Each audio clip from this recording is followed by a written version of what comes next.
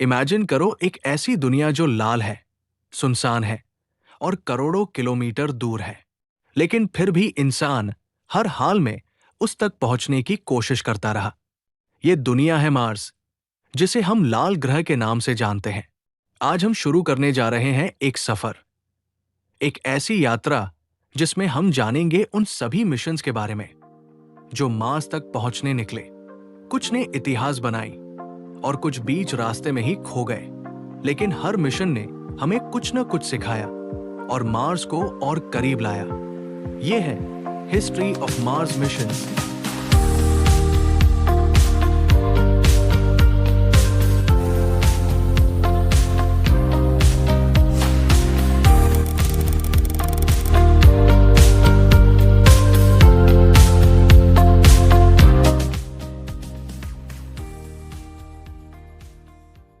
Mars को सबसे करीब से देखने वाला स्पेस प्रोब, जिसका नाम था मैरिनर 4। मैरिनर 4 को 28 जुलाई 1964 को लॉन्च किया गया। ये एक फ्लाई बाय मिशन था जो मार्स के 9,800 किलोमीटर के डिस्टेंस से गुजरा और 14 जुलाई 1965 को मार्स के पास से गुजरा। इस मिशन का मेन गोल था मार्स के एटमॉस्फेयर और सरफेस को स्टडी करना और पहली बार क्लियर इमेजेस भेजना ताकि मार्स के एनवायरनमेंट को समझा जा सके। जब मैरिनर 4 ने अपने कैमरा से मार्स की तस्वीरें भेजी तो ये तस्वीरें इंसानियत के लिए एक शॉकिंग डिस्कवरी थी। मार्स की सरफेस ड्राई और बैरन दिखाई देने लगी, बिल्कुल मून की तरह। मार्स पे जिंदगी की कोई भी निशानी नहीं थी। ये तस्वीरें मार्स के सरफेस पर क्रेटर्स दिखाती थी और मार्स का एटमॉस्फेयर काफी थिन था जो मोस्टली कार्बन डाइऑक्साइड से बना था। साइंटिस्ट्स को यह पहली बार पता चला कि मार्स पे कोई ओशंस या रिवर्स नहीं है जैसे कुछ लोग एक्सपेक्ट कर रहे थे। मैरिनर 4 ने मार्स के बारे में हमारी सोच को बदल दिया। इस मिशन के बाद नासा को मार्स के सरफेस और एनवायरनमेंट के बारे में कई नई और वैल्यूएबल जानकारी मिल गई थी। इसके अलावा यह मिशन मार्स एक्सप्लोरेशन के लिए एक इंपॉर्टेंट माइलस्टोन बन गया। मैरिनर 4 के बाद यूएसएसआर ने लॉन्च किया जॉन 2 को 13 नवंबर 1964 को। इसका गोल था मार्स के पास से फ्लाई बाय करना और साइंटिफिक डेटा भेजना, लेकिन मई 1965 में इसका कांटेक्ट लॉस्ट हो गया। यह मिशन कब और किस डिस्टेंस से मार्स के पास से गुजरा कोई नहीं जानता। जॉन 2 बना एक साइलेंट ट्रैवलर जो सिर्फ एक उम्मीद लेकर गया था, पर कुछ भी वापस नहीं भेज पाया। मैरिनर 4 के बाद अगला कदम था मैरिनर 6 और मैरिनर 7।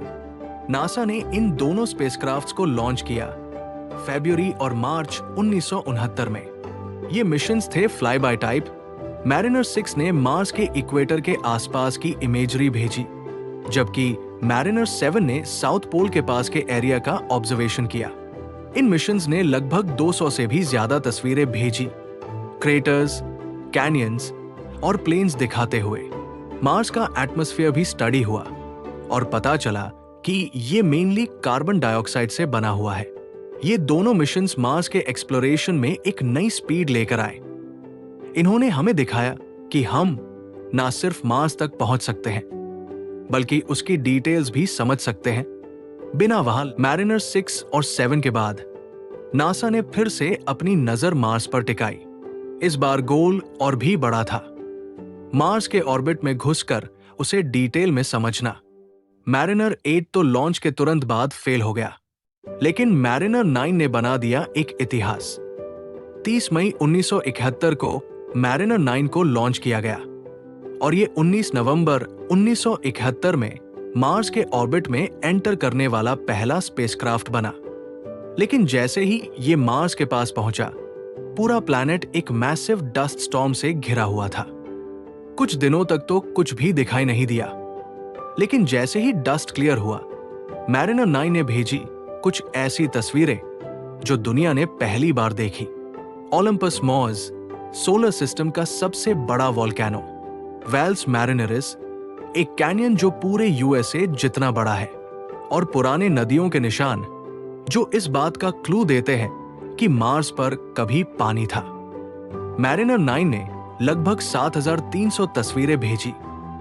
और मार्स की 80% सरफेस को मैप। मैरिनर 9 के सक्सेसफुल मिशन के बाद यूएसएसआर ने भी मार्स पर अपना कदम रखने की कोशिश की और लॉन्च किया मार्स 2 और मार्स 3 मिशंस को मई 1971 में। दोनों स्पेसक्राफ्ट्स का मेन गोल था मार्स के ऑर्बिट में घुसना और एक लैंडर को सक्सेसफुली सरफेस पर उतारना। मार्स 2 सबसे पहले मार्स के पास पहुंचा, लेकिन इसका लैंडर क्रैश हो गया और ये ह्यूमन हिस्ट्री का पहला मैनमेड ऑब्जेक्ट था जो मार्स की सरफेस तक पहुंचा, चाहे सफलता ना मिली हो। मार्स 3 थोड़ा ज्यादा लकी था। इसका ऑर्बिटर सक्सेसफुली मार्स के ऑर्बिट में एंटर हुआ और इसका लैंडर भी सरफेस तक पहुंचा और ये बन गया मार्स पे उतरने वाला पहला स्पेसक्राफ्ट। लेकिन लैंडिंग के सिर्फ 14.5 सेकंड्स बाद ही सिग्नल बंद हो गया। साइंटिस्ट्स कहते हैं कि मार्स के डस्ट स्टॉर्म ने कम्युनिकेशन सिस्टम को खत्म कर दिया, लेकिन फिर भी मार्स 3 ने हमें मार्स के बारे में काफी वैल्यूएबल डेटा दिया, जैसे टेम्परेचर रीडिंग्स, एटमॉस्फेयर की कॉम्पोजिशन और मैग्नेटिक फील्ड के ऑब्जर्वेशंस। ये दोनों मिशंस प्रूफ थे कि मार्स पे उतरना इजी नहीं है। 1969 स्पेस रेस का जमाना और सोवियत यूनियन की नजर थी मार्स पर। उस साल सोवियत साइंटिस्ट्स ने 2 बड़े मिशंस लॉन्च किए, मार्स 1969A और मार्स 1969B। दोनों का मकसद था मार्स के ऑर्बिट तक पहुंचना, लेकिन दोनों मिशंस ने छोड़ा सिर्फ एक निशान, नाकामी का। मार्स 1969A जो 27 मार्च को लॉन्च हुआ था, एक पावरफुल प्रोटॉन रॉकेट के जरिए स्पेस में भेजा गया, लेकिन रॉकेट ने धोखा दे दिया। लॉन्च के कुछ सेकंड्स बाद ही एक्सप्लोड हो गया। मार्स से पहले ही मिशन खत्म। सिर्फ कुछ दिन बाद 2 अप्रैल को लॉन्च हुआ मार्स 1969B। इस बार उम्मीद थी कि मिशन सही जाएगा, लेकिन सेकंड स्टेज इग्निशन फेल हो गया और स्पेसक्राफ्ट ऑर्बिट तक भी नहीं पहुंच पाया। मार्स एक्सप्लोरेशन के दौर में एक नया चैप्टर तब शुरू हुआ जब नासा ने वाइकिंग मिशंस को लॉन्च किया। वाइकिंग 1 और वाइकिंग 2 दोनों ही मार्स के सफर पर निकलकर न सिर्फ उतरे, बल्कि मार्स के बारे में हमारी सोच को बदल दिया। वाइकिंग 1 को लॉन्च किया गया 20 अगस्त 1975 को और 20 जुलाई 1976 को यह सक्सेसफुली मार्स के सरफेस पर लैंड कर गया। इसके बाद वाइकिंग 2 को लॉन्च किया गया 9 सितंबर 1975 को और ये 3 सितंबर 1976 को मार्स पर लैंड कर गया। इन मिशंस का मेन गोल था मार्स पर लाइफ के साइंस ढूंढना और ये पहला मिशन था जो मार्स के सरफेस तक डायरेक्टली पहुंचा। वाइकिंग लैंडर्स ने मार्स के सरफेस की हाई रेजोल्यूशन इमेजेस भेजी और एटमॉस्फेयर और सॉइल के बारे में डिटेल्ड साइंटिफिक डेटा गैदर किया। ये डेटा साइंटिस्ट्स के लिए मार्स की कंडीशंस को समझने में काफी मददगार साबित हुआ। सबसे ज्यादा इंपॉर्टेंट पार्ट था वाइकिंग के बायोलॉजिकल एक्सपेरिमेंट्स।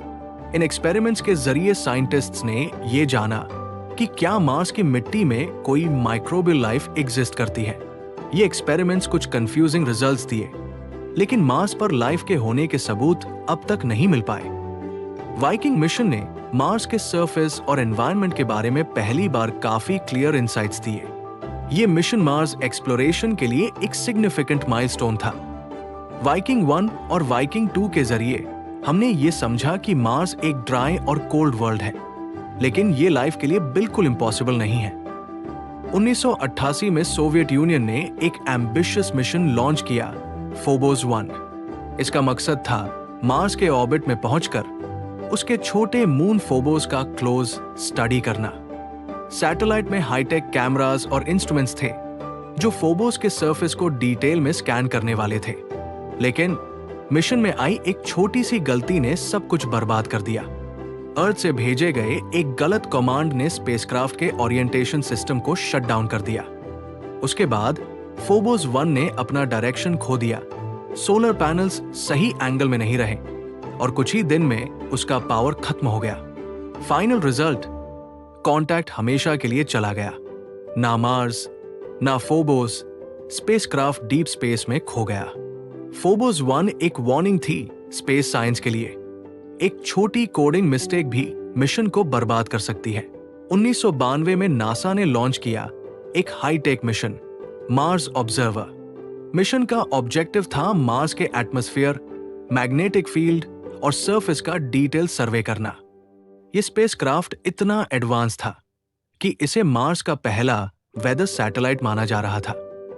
सब कुछ सही चल रहा था, लेकिन मार्स पहुंचने से सिर्फ 3 दिन पहले 21 अगस्त 1993 को नासा ने अचानक संपर्क खो दिया। ना सिग्नल, ना डेटा, सब कुछ चुप हो गया। जांच में साइंटिस्ट्स ने शक जताया कि फ्यूल टैंक में विस्फोट हुआ हो सकता है, जिसके कारण स्पेसक्राफ्ट डिस्ट्रॉय हो गया।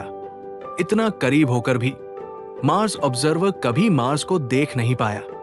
एक मिशन जो मार्स के इतिहास का टर्निंग पॉइंट बन सकता था, स्पेस में खो गया, मार्स से सिर्फ एक कदम दूर। मार्स ऑब्जर्वर के फेल होने के बाद नासा ने 1996 में लॉन्च किया एक और मिशन, मार्स ग्लोबल सर्वेयर, जिसका गोल था मार्स को डिटेल में मैप करना और उसकी सरफेस और एनवायरनमेंट को समझना।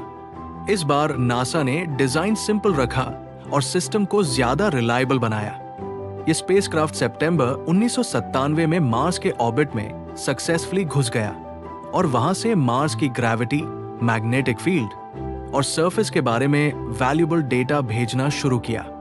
इसने ओलंपस मॉज और वेल्स मैरिनरिस जैसे बड़े फीचर्स को एक्यूरेटली मैप किया और बताया कि मार्स पर कभी पानी भी था, जिसका मतलब है वहां लाइफ के चांसेस हो सकते हैं। मार्स ग्लोबल सर्वे ने लगभग 9 साल तक काम किया और 2006 में कॉन्टैक्ट टूटने तक यह मिशन कंटिन्यूअस डेटा भेजता रहा।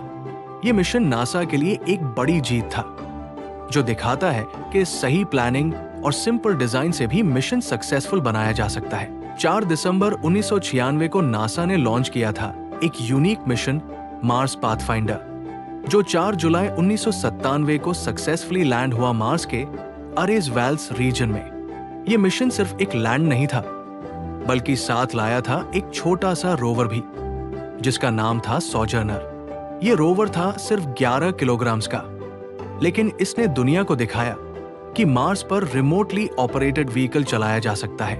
पाथफाइंडर का मेन गोल था मार्स की सरफेस को स्टडी करना और टेक्नोलॉजी डेमोन्स्ट्रेशन देना।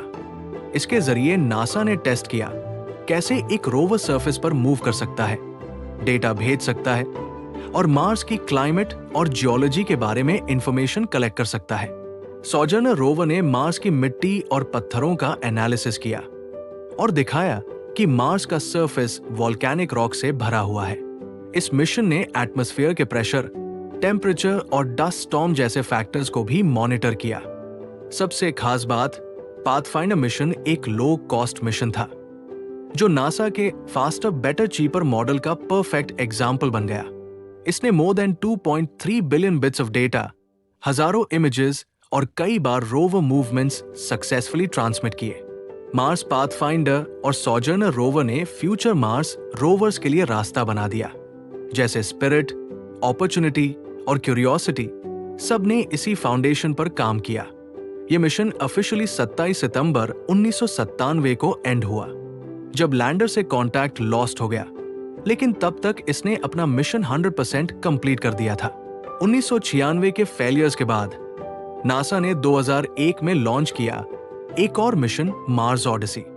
इसका काम था मार्स की सरफेस का 3D मैप बनाना, रेडिएशन लेवल्स को स्टडी करना और वाटर आइस का सिग्नल ढूंढना।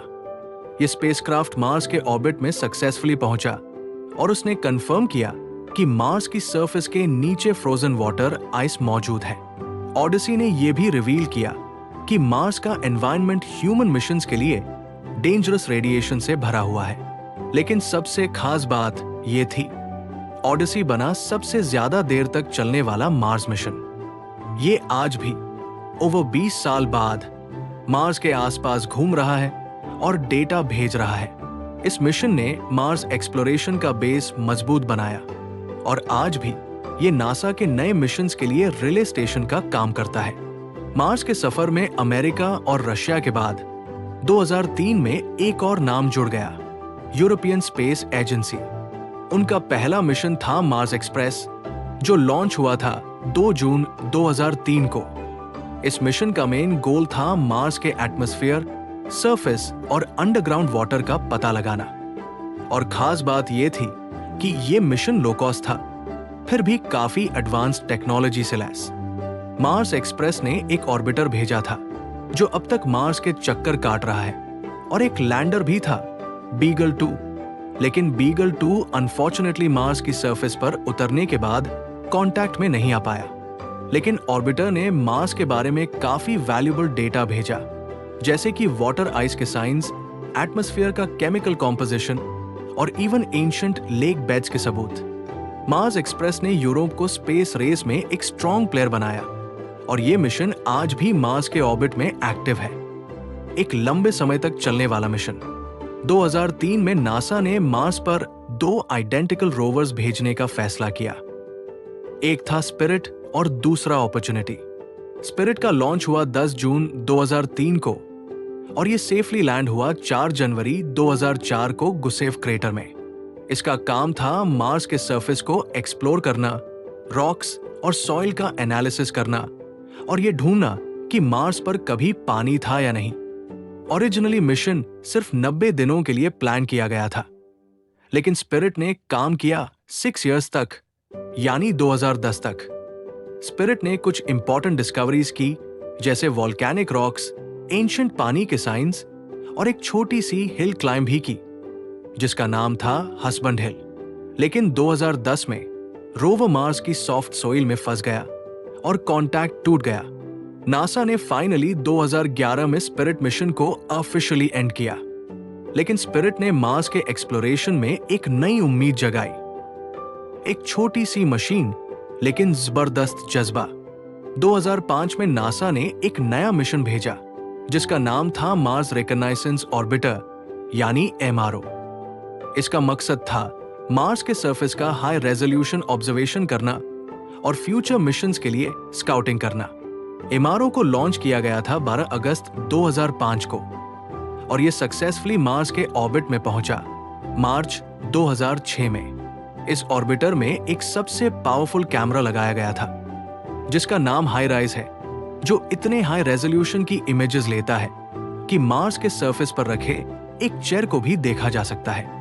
इस मिशन के जरिए साइंटिस्ट्स को मिली कई शानदार डिस्कवरीज, जैसे वाटर फ्लो के टेम्पररी निशान, पोलर आइस कैप्स का सीजनल बदलना, और इवन ऐसे स्पॉट्स जहां एंशिएंट लेक बेड्स हो सकते हैं। लेकिन MRO सिर्फ एक ऑब्जर्वर नहीं है, ये एक इंपॉर्टेंट रिले स्टेशन भी है।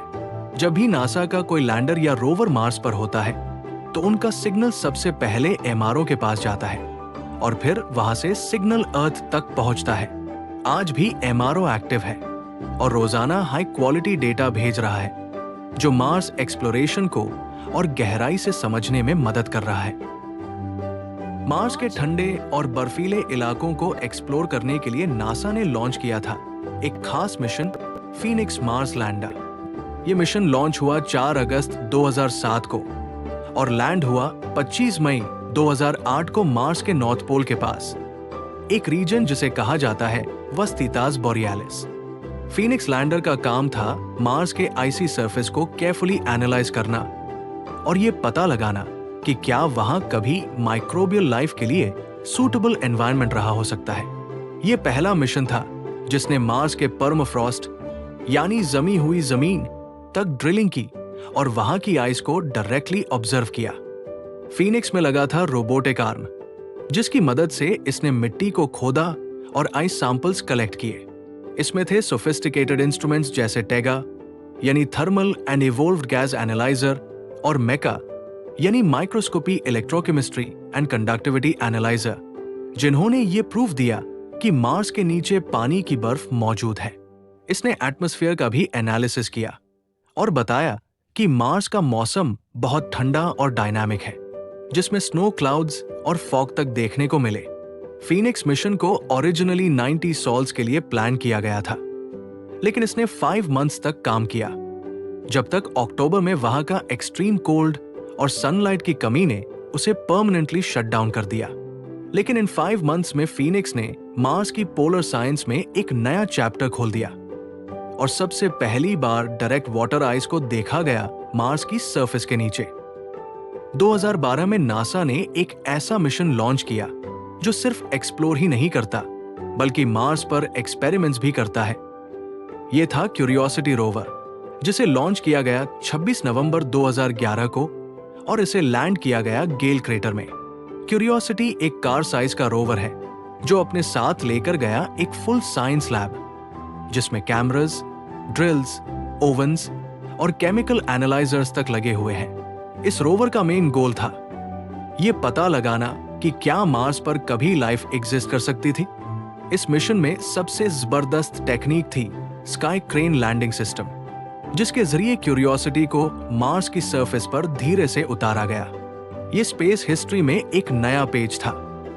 क्यूरियोसिटी के इंस्ट्रूमेंट्स जैसे SAM, sample analysis at Mars और ChemCam, chemistry and camera complex ने मार्स की रॉक्स और सॉइल का डिटेल्ड केमिकल एनालिसिस किया। ये रोवर मीथेन को भी डिटेक्ट करता है, जो एक बायोलॉजिकल सिग्नल हो सकता है।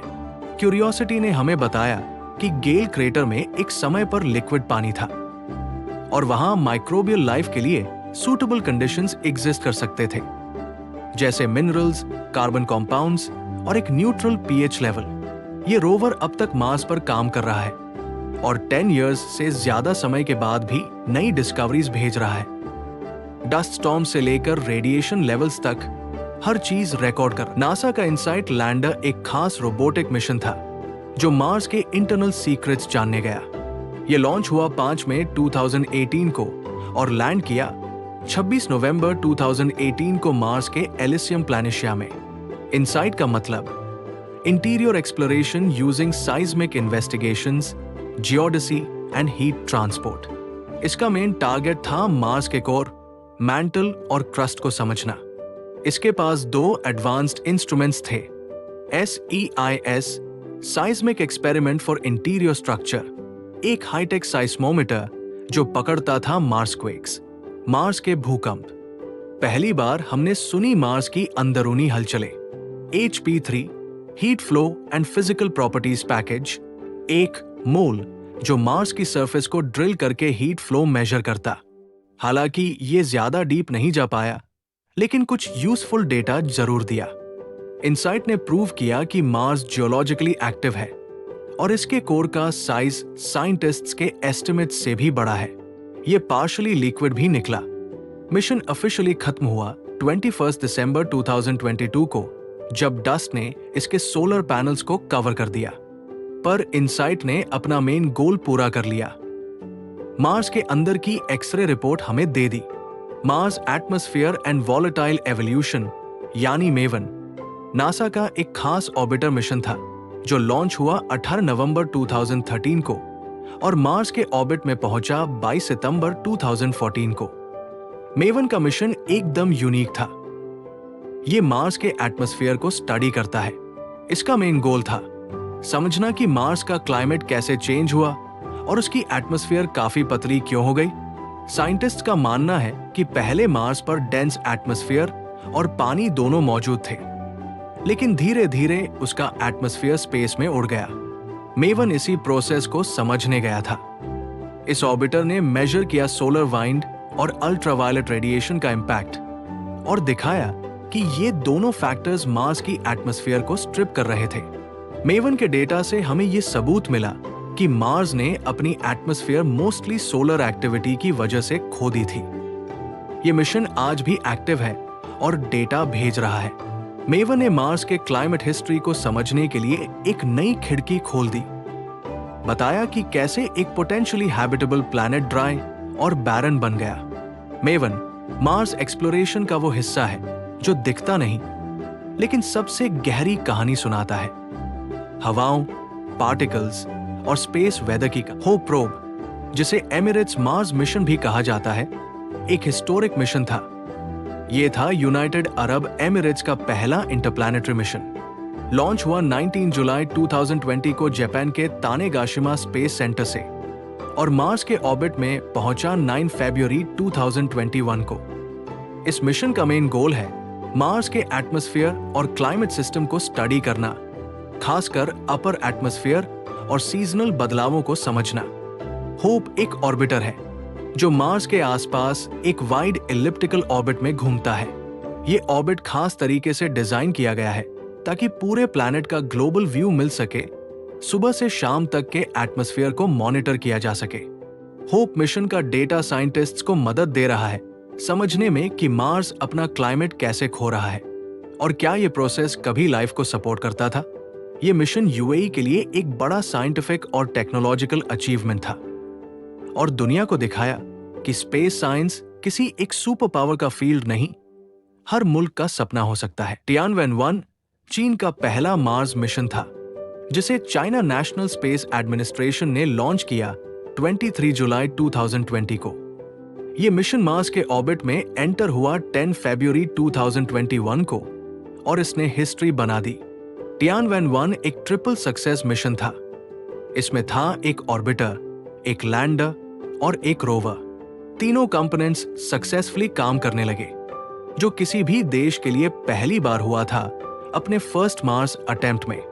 इस रोवर का नाम था ज़ुरोंग और ये लैंड हुआ 15 मई 2021 को यूटोपिया प्लैनेशिया रीजन में। ये चाइना का पहला रोवर था जो मार्स की सतह पर चल रहा था और मिशन का मेन मकसद था मार्स के टेरेन, एटमॉस्फेयर और पानी की पास्ट प्रेजेंस को स्टडी करना। टियानवेन का मतलब होता है हेवनली क्वेश्चंस और ये नाम कन्फ्यूशन लिटरेचर से लिया गया है, जो दिखाता है चाइना का साइंटिफिक और कल्चरल विजन। ज़ुरोंग रोवर ने सक्सेसफुली काफी दिनों तक काम किया, लेकिन मई 2022 में ये हाइबरनेट मोड में चला गया और फिर कांटेक्ट लॉस्ट हो गया। फिर भी मिशन ने काफी वैल्यूएबल डेटा भेजा और चाइना को एक मेजर स्पेस पावर बना दिया।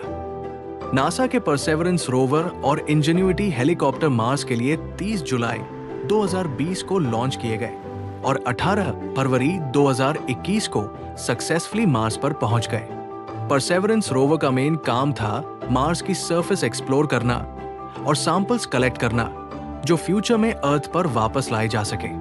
ये रोवर जेज़रो क्रेटर में एंशिएंट लेक बेड्स की स्टडी कर रहा है और पॉसिबल माइक्रोबियल लाइफ के साइंस ढूंढ रहा है। इंजेन्युइटी हेलीकॉप्टर एक एक्सपेरिमेंटल ड्रोन था जिसने मार्स पर फर्स्ट पावर्ड फ्लाइट की।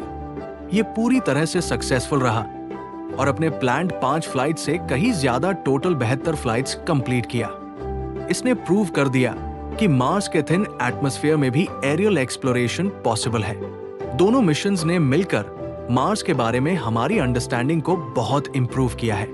परसेवरेंस अभी भी एक्टिव है और नए डेटा भेज रहा है, जबकि इंजेन्युइटी का मिशन पूरा हो चुका है। तो आज के लिए इतना ही। अगर आपको ये वीडियो पसंद आई हो तो इस वीडियो को लाइक करें, शेयर करें और चैनल को सब्सक्राइब करें।